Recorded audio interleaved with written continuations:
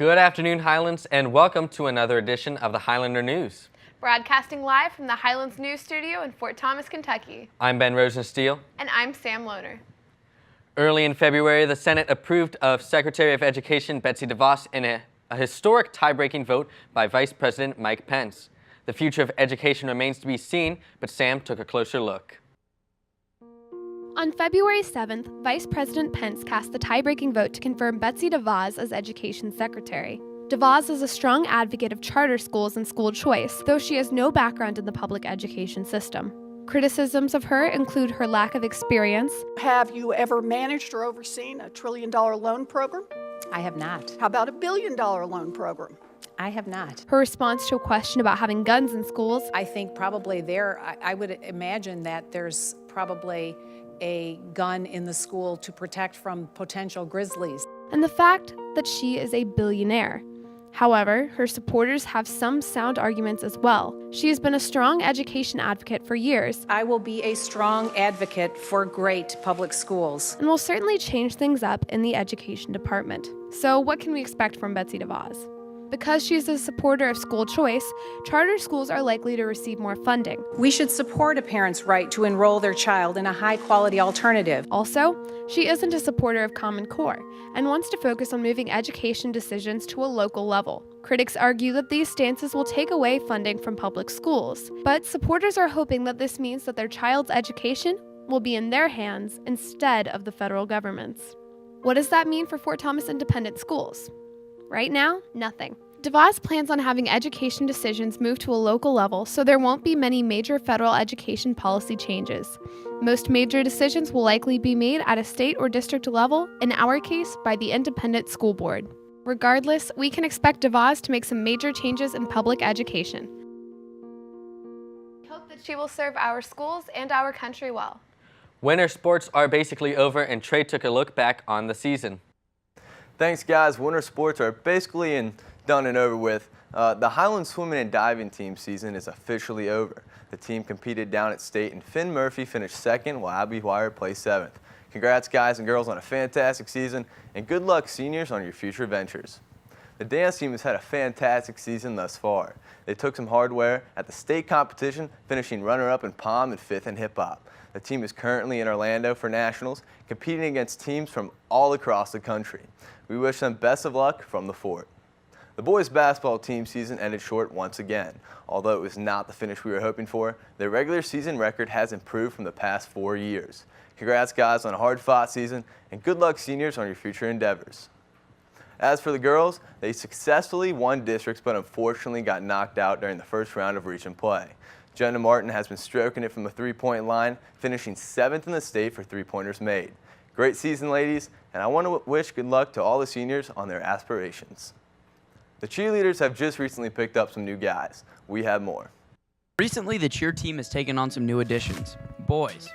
The squad has decided to enter the co-ed world, meaning that there are male cheerleaders alongside the traditional all-girl format. So adding boys to our co-ed to create like a stronger co-ed program, the more boys you have, the more elaborate your stunts can be. For region, we only competed with one, and we kind of felt like we were at a slight disadvantage. By bringing on these other boys, it kind of made our program grow a little bit more, so that's where we'd like to see in the future have, anywhere between 1 to 4 boys within our program. The male cheerleaders all have a background in other sports, including tennis, football, and gymnastics. This competition season, they all decided to take their talents from elsewhere and come together into one. Yeah, it was definitely a new kind of scene from going from football to cheerleading.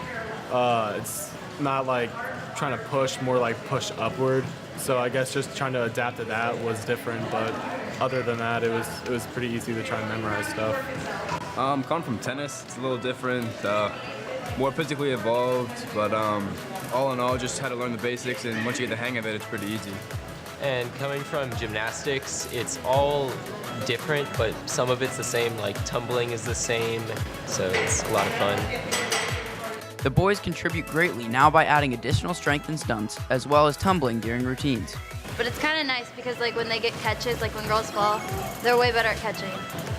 They're really strong. Yeah. I think they helped us score higher and they really helped with our overall achievement of the team, and I hope that boys in the younger grades look up to them and see them as role models, and maybe the tradition will continue in football boys coming over and helping us out a little bit. Maybe we'll get some boys to try out and so on. They were a great addition, and I'm happy. And I hope Highlands continues to be co-ed. We're glad to see the sports teams at Highlands are encouraging others to get involved in something new, different, and that can contribute to something bigger than themselves. Thanks, Trey. Good luck to the cheerleading team in their future seasons. Recently, a very impactful person has passed away. Tina Moore was the owner of the Blue Marble Bookstore and has touched the lives of many people and children in Fort Thomas. Here's more information about this wonderful individual. My wife founded the store in the center of town, right on the avenue, 118 North Fort Thomas Avenue. In 1979, it was started as a toy store. Her fundamental idea was it was a back-to-basics toy store. No electronics, no batteries. Every item was kid-powered. So the books fit right into that. That was the basic structure at the beginning. Over time, she changed her emphasis to get more involved with books, authors, and illustrators. The significance of the Blue Marble Bookstore is not just a local significance. It's just not important to Fort Thomas. It's not even important to just the region, but it is an important center in the nation. We started going to a Booksellers Association meeting that was held around the country in different locations. She became very active in that group as well, meeting lots of authors, illustrators, and editors, people involved with the book industry. She was able to bring in writers to town to meet with children. So she's bringing in some of the top children's authors, young adult authors, doing book signings, meeting with people in a nice, small, intimate setting.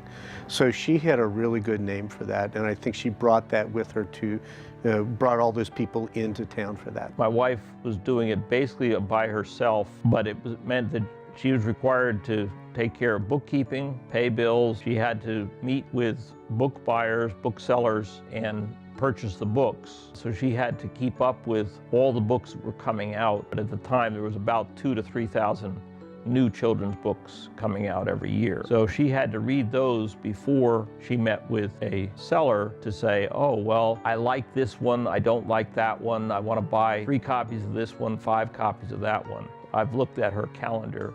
I have no idea how she was able to fit everything into the day. I think every child sometime or other in this community has stepped foot in that store. And so that means she has touched the lives of every child in this town. That is thousands of lives that she has influenced or guided with imagination and reading.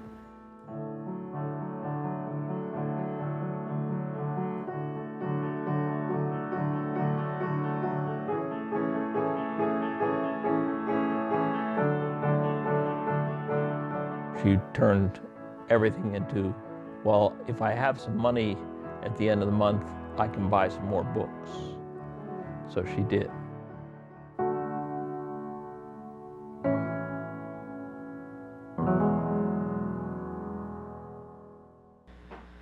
Our hearts go out to the family of Mrs. Moore, and we will never forget the memories made at the Blue Marble.